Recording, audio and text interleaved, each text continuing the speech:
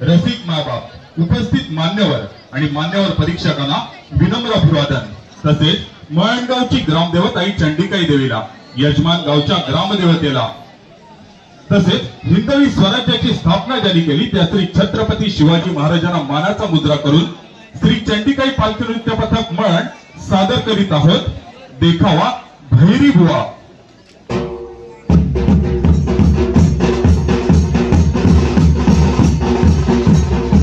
कोकण म्हणजे नकाशावरचं किंवा Google map वरचं एक लोकेशन नाही, तर कोकण म्हणजे पृथ्वीवरचं साक्षात स्वर्ग.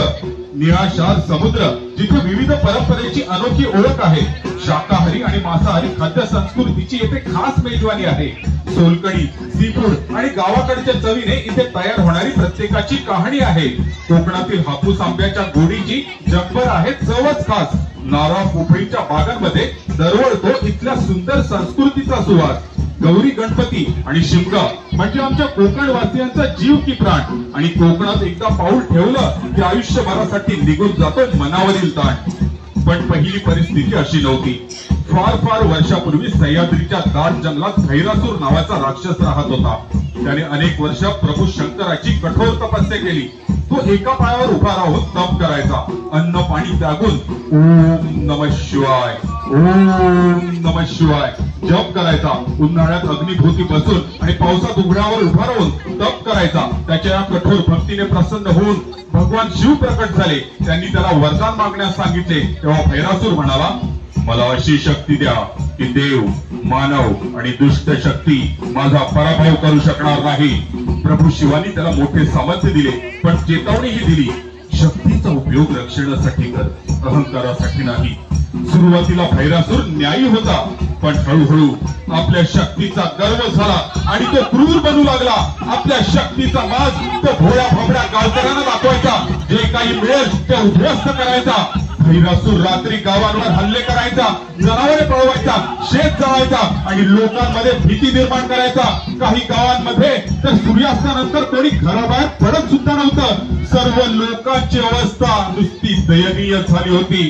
गावकऱ्यांनी अनेक देवतांची पूजा केली, पण त्रास मात्र कमी झाला नाही. शेवटी त्यांना एकदा एक ऋषी दिसले आणि त्यांनी ठरवलं आता या ऋषींजवळ जाऊन आपली समस्या सांगायची. शेवटी त्यांना ऋषींनी सांगितलं, हा दैत्य उग्र शक्तीनेच नष्ट होईल. महादेवांच्या रौद्र रूपाला साकडं घालावं लागेल. तेव्हा सर्व गावकरी शिव मंदिरात जमले.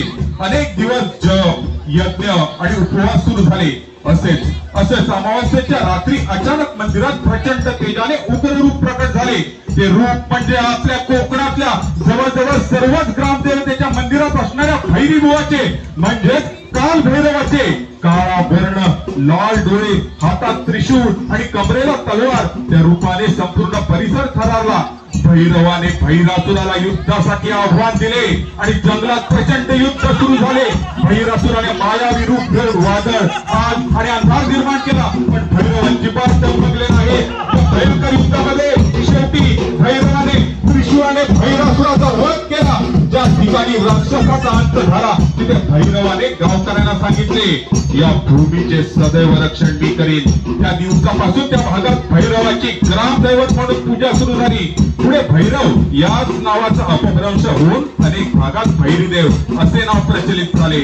म्हणूनच आज आपण गावच्या सीमेवर भैरीदेवाचे स्थान असते. म्हणून आजही आपण जाताना गावच्या सीमेवर वंदन करून जातो. कोणत्याही मंगल प्रसंगाच्या वेळी सीमेवर किंवा सीमेवरून गावात जाताना किंवा गावच्या बाहेर जाताना पूजा करून नारळ देऊन किंवा वंदन करून जातो.